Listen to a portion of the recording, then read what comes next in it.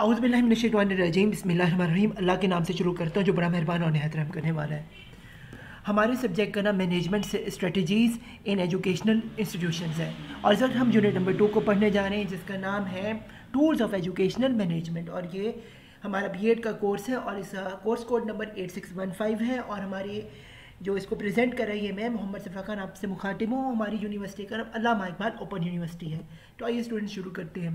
सबसे पहले इसका हम देखते हैं इंट्रोडक्शन। तो ये क्या है, managerial activities have become complex and it is necessary to make right decisions to avoid heavy loss। यानी कि मैनेजरियल एक्टिविटीज़ बड़ी कम्प्लेक्स किस्म की होती है और ये बहुत ज़रूरी है कि राइट डिसीजन लिया जाए ताकि हम बहुत बड़े हेवी लॉस से नुकसान से बच सकें। आगे क्या है, the resources have to be utilize to its maximum in an efficient manner. यानी कि जो रिसोर्सेज हैं ये यूटिलाइज करनी है मैक्सिमम और एक एफिशिएंट यानी एक तरीके से इन्हें मैनेज करना चाहिए। आगे के there is a great need for applying scientific method in management to increase the probability of coming up the good decision। यानी कि अगर हम मैनेजमेंट के साथ चलें और तो हमारी प्रोबेबिलिटी पॉजिटिव डिसीजंस की जो है वो बढ़ जाती है और हम सही रास्ते पे जा सकते हैं साइंटिफिक मेथड्स को अप्लाई करते हुए मैनेजमेंट में। आगे के successful use of quantitative technique for management would have the organization in solving complex problems on time with greater accuracy and in the most economic way। यानी कि हम अगर क्वांटिटेटिव टेक्निक्स को इस्तेमाल करें मैनेजमेंट में, एक ऑर्गेनाइजेशन में, हम कम्प्लेक्स प्रॉब्लम्स को बखूबी सॉल्व भी कर सकें और एक्यूरेट तरीके से और इकोनॉमिकली भी हमें इसका फ़ायदा होता है। आगे क्या है, total several scientific management techniques are available to solve managerial problems, and use of these techniques help managers because explicit about their objectives and provides additional information to select an optimal decision। This unit is present with a variety of these techniques। यानी कि ये unit हमें बताएगा कि हम optimal तरीके से यानी बैलेंस तरीके से किसे डिसीजन लेगा एक मैनेजर और वो उसे मदद करेगा, हेल्प आउट करेगा ताकि उसकी जो ऑर्गेनाइजेशन है इसमें जो है मैनेजरियल जो इश्यूज हैं ये ना हो और कम से कम हो। आगे हम स्टूडेंट्स पढ़ते हैं ऑब्जेक्टिव्स इस चैप्टर के। वो क्या है, discuss use of Gantt chart and critical path method in managerial process. Second पे पढ़ेंगे discuss the significance of management in education. Third पे हम पढ़ेंगे elaborate program evaluation and review technique PERT as a tool of functions of management. Number 4 पे हम पढ़ेंगे explain the concept of planning programming budgeting system यानी PPBS। आगे हम students चलते हैं, बाकायदा आगाज़ करते हैं इस चैप्टर का। तो सबसे पहले हमारे पास आ रहा है जी educational management and its importance. ये क्या है, management the formal process of imparting knowledge and skills widely known as education is not a easy task। यह आसान तरीका नहीं है। There are many factors to consider as well as in an easy task। There are many factors to consider as well as an opportunity to grab the threads to look out for। As said, education is a formal process in which set of knowledge and skills are passed from institutions, teachers and professionals to students। To express this process, there is a need to manage all concerns affairs including those not directly related to teaching education management। आगे students हमारे पास आते हैं significance of management. ये the principle of management are in the form of pre determinant solution for repeatedly occurring problems। They guide the manager। It is very important for every manager to know them throughout। The importance of principles of managing become abundant clearly for the following factors। यानी कि जो management है उसके following factors का इस्तेमाल होना चाहिए एक मैनेजर्स के लिए। तो वो क्या है, नंबर 1 पे स्टूडेंट्स देखते हैं provide useful insight to manager यानी कि यूजफुल इंसाइट हो मैनेजर्स के अंदर। फिर नंबर 2 पे optimise utilisation of resources and effective administration यानी कि इफेक्टिव एडमिनिस्ट्रेशन और ऑप्टिमाइज यानी कि बैलेंस तरीके से जो है रिसोर्सेज को यूटिलाइज किया जाए। आगे के नंबर 3 पे साइंटिफिक डिसीजन लिया जाए, डिसीजंस बन के लिए जाए। नंबर 4 पे के meeting changing environmental requirements, meeting change environmental requirements इसके मिलते हैं। फिर नंबर 5 पे क्या है, फुलफिलमेंट सोशल रिस्पॉन्सिबिलिटी आपकी अंदर होनी चाहिए। फिर managers managing techniques managing training education and research, यानी कि मैनेजिंग ट्रेनिंग भी सबॉर्डिनेट्स को रही है और एजुकेशन और उनके और रिसर्च के साथ ये काम होना चाहिए। आगे स्टूडेंट्स हम चलते हैं tools and techniques. The tools and techniques management enables a manager to. Number 1 पे के link project goals and activities and objects to stakeholders needs. Number 2 पे के focus on customer needs. Number 3 पे के build high performance project teams. Number 4 पे के work across functional boundaries. Number 5 पे के develop more break down structure. Number 6 पे के estimate project cost and schedule. Number 7 पे के मीट टाइम कंस्ट्रेंट। नंबर 8 पे के कैलकुलेट रिस्क। फिर क्या है नंबर 9 पे establish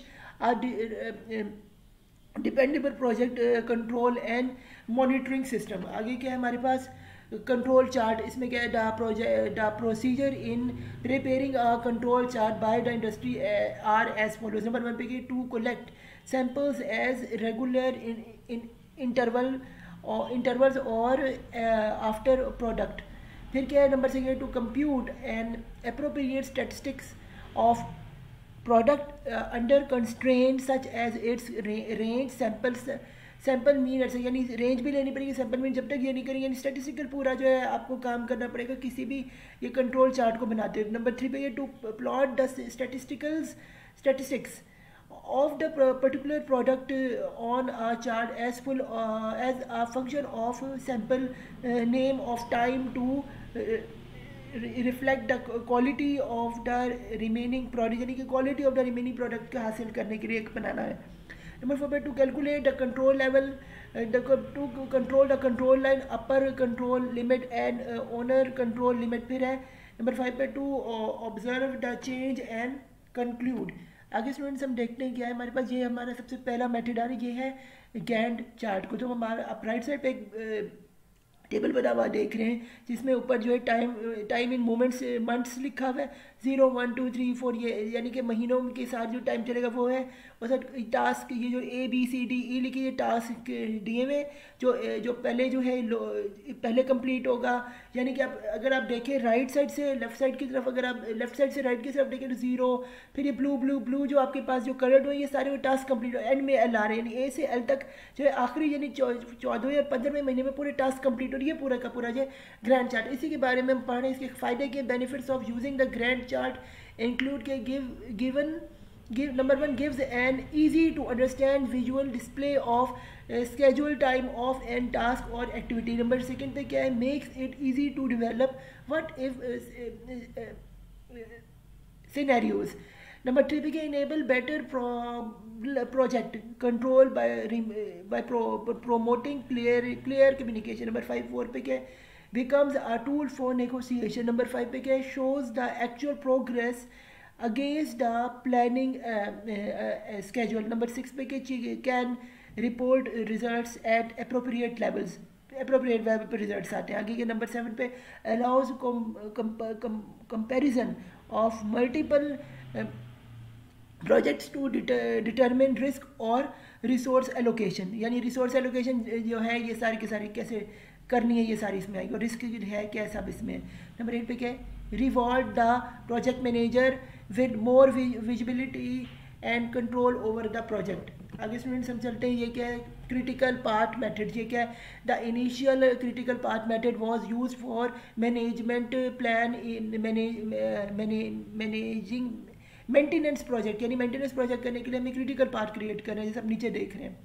Although the original method was developed for construct work, the method can be used for many projects where there are independent activities in the critical path method. The critical activities of the project or the project are identified. There are activities that have direct impact on the completion date of the project। ये अब completion जैसे आप नीचे देख रहे हैं, ये एक प्रोजेक्ट है जो कि स्टार्ट हो रहा है, नंबर ऊपर देख रहे हैं टास्क 1 है, उसके बाद नीचे टास्क 9 है, ये जो जीरो, ये जो गोल्स आप ए देख रहे हैं, ये टास्क पूरा हो रहा है जो 4 और 6 है। फिर ये टास्क 5 बी है जैसे नीचे आया, फिर इसके फिर आ रहा है डी है, फिर नीचे सी भी टास्क पूरा हो रहा है, नीचे देखिए फिर सी पूरा हो रहा है, ई पूरा हो रहा है, फिर ऊपर देखिए टास्क 3 यानी बी ये क्या नाम है, ई पूरा हो रहा है, और फिर ई, और फिर ये एंड पे जो क्या है कि एंड जो है, एंड जहाँ लिखा है एंड पे पूरा, यानी अर्लीस्ट कंप्लीशन टाइम है और लेटेस्ट कंप्लीशन है। तो इस तरह से स्टार्ट से एंड तक ये मुख्तलिफ टास्क जो कंप्लीट हो जाते हैं। तो आगे स्टूडेंट्स हम देख रहे हैं कि steps in critical path method, इसमें क्या है, let's have a look at how critical path method is use in practice. The process of using a critical path is project planning phase and 6 steps इसके होते हैं। Number 1 step क्या है, activity specification, number 2 में activity square establishment, number 3 पे क्या new network diagram, number 4 पे क्या estimate for each activity, number 5 पे क्या identify of the critical part, and number 6 पे क्या critical part diagram to show the project progress. यानी कि ये सब मिलके जो है आपका पूरे का पूरा जो है ये क्रिटिकल पार्ट बनाते हैं। आगे क्या एडवांटेजेस ऑफ क्रिटिकल पार्ट के मेथड क्या है, एडवांटेजेस स्टूडेंट्स क्या, following are the advantages of the critical path method. Number 1 पे क्या है, जो offer a visual representation of a project activity. फिर क्या हमारे पास presents the time to complete the task and overall project. फिर क्या हमारे पास ट्रैकिंग ऑफ क्रिटिकल पार्ट, यानी कि ट्रैक करने क्रिटिकल पार्ट को। आगे हमारे पास एडवांटेजेस क्या है कि बाद आगे हम पढ़ें, द CPM हैज़ आ 4 की एलिमेंट्स। वो क्या है, क्रिटिकल पार्ट एनालिसिस, इसका मुखफ़फ़ था CPM, तो ये है क्रिटिकल पाथ एनालिसिस। फिर है फ्लोट डिटर्मिनेशन, फिर क्या early start and early finish calculation हमने इसमें करनी होती, फिर है last start and last finish calculation हमने क्रिटिकल पाथ में करने थे। आगे स्टूडेंट्स हम चलते हैं क्रिटिकल पाथ का एनालिसिस करते हैं। तो क्रिटिकल पाथ एनालिसिस में है, the critical path analysis is a sequence of activities with a long duration or delay in any of these activities will result in a delay for a whole project. फिर below are some critical path examples to help you understand the key elements. वो कौन से key elements है, number start से देख रहे हैं, and तक स्टार्ट हो रहा है, ये एक्टिविटी 1 है, फिर एक्टिविटी नीचे 2 आ रही है, 5 नंबर पे है, फिर 3 7 पे आ रही है, फिर 2 पे 4 आ रही है, और 4 पे 5 एक्टिविटी और एंड में फिनिश हो रही है, यानी ये क्रिटिकल पार्ट स्टार्ट से एंड तक होता है। अगर स्टूडेंट हमारे पास using the critical path method CPM, the duration of the each activity is listed about the each node in the diagram. For each path at duration of the each node the determinant its total duration. The critical path is the one of the longest duration. फिर क्या, there are 3 paths through the pattern, यानी अब ये 3 हिस्से रहेंगे, start से activity 1, activity 3, activity 4, activity 5 पे finish हो रहा है। अगला एक्टिविटी 2, एक्टिविटी 3, एक्टिविटी 4, एक्टिविटी 4 पे फिनिश है, फिर है स्टार्ट से एक्टिविटी 2 और एक्टिविटी 5 पे फिनिश है। तो यानी कि जब क्रिटिकल पाथ अगर आप राइट साइड पे देखें तो सबसे जो ज़्यादा बन रहा है 5 + 7 + 2, हर एक पे एक नंबर होता है, वो नंबर हम ऐड करते सबसे ज़्यादा 14 बन रहा है, उससे ऊपर जो 12 और सबसे नीचे कम 9 बन रहा है। तो इसका मतलब जो हमारा क्रिटिकल पाथ है, जो कि वो लॉन्गेस्ट जो है उसकी कैलकुलेशन तो वो क्रिटिकल पाथ होता है हमारा, तो है 14 इधर।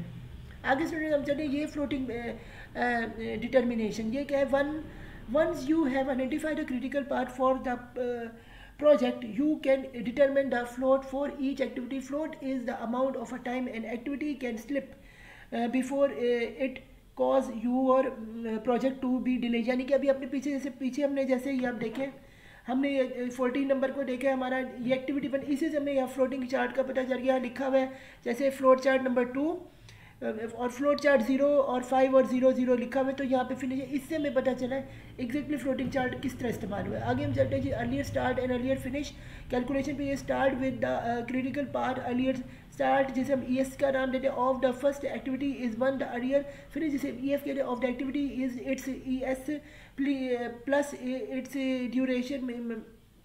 Rather than using our earlier example, activity 2 is the first activity in the critical path, तो ES is equal to 1 and EF is equal to 1 plus 1 minus 1, यानी कि पीछे 1 है -1 के, तो इज इक्वल टू 5। तो यानी ये जो डायग्राम देख रहे हैं, स्टार्ट है 3 है, इसमें अर्लियर स्टार्ट अर्लियर फिनिश, फिर ली स्टार्ट ली फिनिश आ रहा है, उसकी कैलकुलेशन हुई है। फिर इस एक्टिविटी में भी इस तरह, हर एक्टिविटी में इस तरह होते जो है ये एंड में जो है जब 0 रिजल्ट आया, जब एंड में 5 आया तो वो फिनिश में जाके हुए।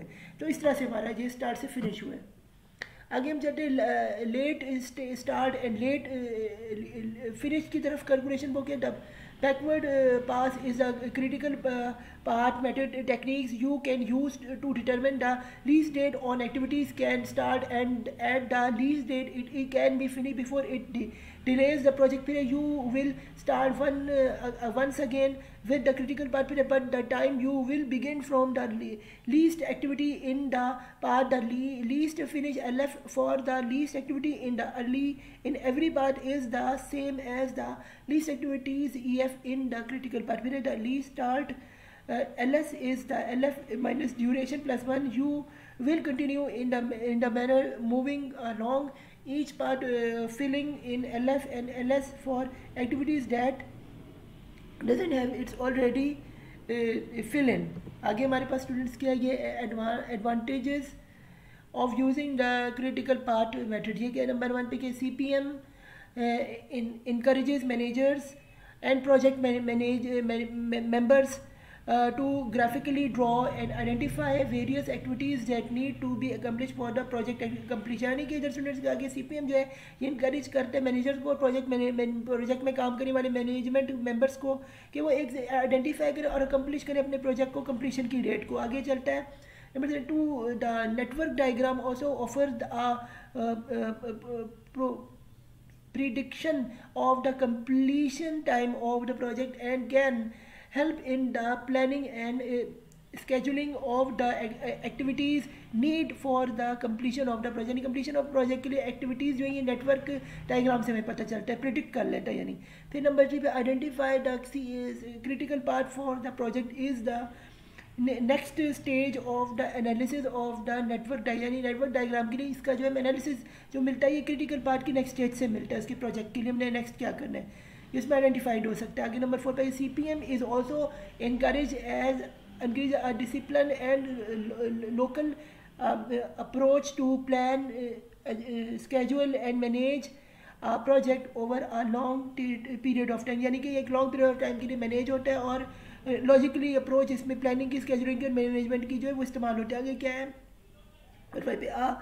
SWOT जिसे हम SWOT कहते हैं, SWOT एनालिसिस भी पढ़ते हैं. तो ये क्या मतलब होता है, तीनों किसी स्टैंड, S स्टैंड होता है स्ट्रेंथ के लिए, W स्टैंड होता है वीकनेसेस के लिए, O होता है अपॉर्चुनिटीज़ के लिए और T होता है थ्रेट्स के लिए. तो इसे हम पढ़ते हैं SWOT SWOT analysis of the organisation is also an important task to be undertaken at this point. ये भी हमें लेना होता है इसी स्टेज पे. आगे स्टूडेंट्स हम चलते हैं तो ये आता है disadvantages of critical path method. इसके क्या डिसएडवांटेज, नंबर 1 ये है the CPM process can become completed as the scope and extent of the project increases. Too many interconnecting activities can result in the new network diagram because very complicated. Number 2 पे क्या है, the CPM depends on the fundamental concept that the manager and personnel involved in the project team as well works with the various activities यानी various activities के हिसाब से ये problem लेती है. फिर नंबर 3 पे the task of the understanding the need of the critical part get more complicated when there is more than one critical part in the project. यानी जैसे बहुत सारे क्रिटिकल पार्ट हो जाए अगर उसमें यानी सबके नंबर भी एक बराबर आ जाए तो बड़ा मुश्किल हो जाता है इनको ऐसे लेना कि कौन सा क्रिटिकल पार्ट सही है. आगे स्टूडेंट्स हम चलते हैं ये programme evaluation and review technique जिसे हम पर्थ कराने PERT पर्थ इसका जो मुखफ़फ़ है इसमें करते हैं. PERT is a planning and control tool use for defining the control that the task necessary to complete a project. फिर PERT chart and critical path method यानी CPM जिसे हमने पीछे पढ़ा है. Chart are often use to interchangeability यानी interchange कभी इस्तेमाल कभी ये होता है. The only difference is how task time are computer यानी टास्क टाइम का डिफरेंस इसमें है, फ़र्क है. Both charts display the total project with the schedule task shown in the sequence. The display task show which one are in the parallel stores task that can be performed at the same time. A graphical representation called a project network or a CPM diagram is used to portray graphically the interpretations of the elements of the project and to show the order in which the activity must be performed, जिस order में activity को perform होना है. आगे students हम अब चल रहे हैं, ये हमारे पास ये आ रहा है Perth planning involvement the following steps. जो पर्थ है, आप अपनी राइट साइड पे एक डायग्राम देख लें, जो पर्थ की डायग्राम ये देखिए बिल्कुल सिमिलर है CPM की तरह।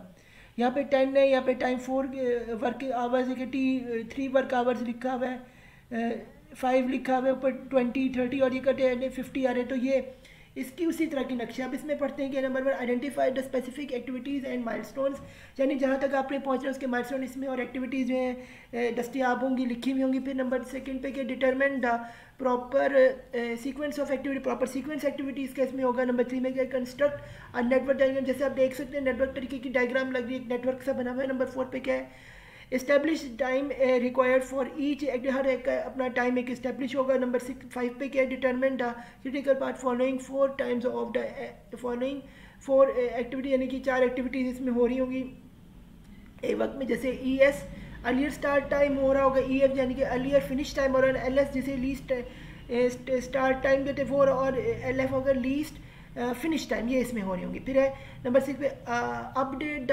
Perth chart as the project progresses. आगे स्टूडेंट सब चलते हैं, ये है जी benefits of the using the PERT chart to the critical path method include. ये इसमें क्या है number 1 improve planning and scheduling of activities, आगे क्या improve forecasting and resource requirement, यानी कि रिसोर्स की जो रिक्वायरमेंट है वो इसमें पूरी हो जाएंगी, वो हमें इसके बारे में इंप्रूवमेंट इसमें होती है। फिर identified of repetitive planning pattern which can be followed in other project does simplify the planning process में। फिर है applicability to see the those reschedule activities to reflect inter-project dependencies and resource limitations following known priority rules के तहत। आगे students हमारे पास आ रहा है प्रोसेस एबिलिटी कैलकुलेशन, जिसमें क्या व्हाट इज प्रोसेस कैपेबिलिटी। ये आपके पेपर में स्टूडेंट्स आ सकते हैं। प्रोसेस कैपेबिलिटी से ध्यान से सुनिएगा। Process capability is the long term performance level of the process after it has been brought under the statistical control, जब statistical control में ये इस्तेमाल हो। In other words, process ability is the range over which the natural variation of the process occurs as determined by system of a common cause, यानी so common cause के लिए system जो इस्तेमाल हो। आगे CP is the capability index होता है, it measures how well the data fits between the upper and the lower specification limit, upper और लोअर स्पेसिफिकेशन लिमिट्स के हिसाब से।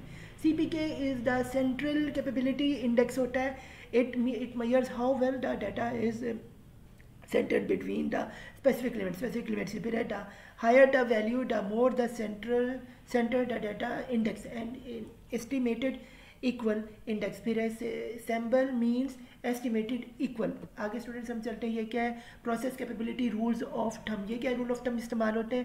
Number 1 CP, if CP is greater than is equal to 1, process is capable, product will be fit between the causing upwards and lower specification limits it to the process is centered। फिर है जी number 2 पे CPK is greater than is equal to 1, process is capable and centered between the LSL and USL। फिर है number 3 पे the process is centered at a midpoint of the specific limits। फिर क्या है 4 if CP is greater than CPM the process is off centred. फिर क्या है number 5 पे if CPK is equal to 1 the process is barely capable. Number 6 पे क्या if CPK is greater than is equal to is less than is equal to 1 the process is not capable. आगे students हम चलते हैं, क्या है planning programming budgeting system. इसमें क्या नंबर 1 पे द प्रोजेक्ट स्ट्रक्चर के classification of the courses of activity open to an organization for attaining its objective। number 2 पे and approved programmed documents that include precision quantitative data on needs, resources, inputs and program outputs। फिर extending a number of years into the future. Number 3 पे क्या, a decision making process that establish the functions, rules and timetable for the actions required by the PP भी ऐसा आगे क्या है. And number 4 पे analysis process for measuring efficiencies and for weighting alternatives. And number 5 पे क्या, the information system that supplies the data required to implement the system. आगे students फी अमानिल्लाह. यहाँ पे हमारे चैप्टर नंबर 2 अख्तिताम पजीर होता है. हमारे कोर्स कोड 8614 B.Ed का ये कोर्स था. तो अल्लाह हाफिज़. मेरी तरफ से दुआ में मुझे याद रखेगा और मेरे चैनल मोहम्मद सफरा खान को सब्सक्राइब करें और मुझे सपोर्ट करें ताकि मैं इस तरह की आपके साथ लिए और भी एजुकेशनल वीडियोज़ बना सकता हूँ. अल्लाह हाफिज़ and good luck to your final exam.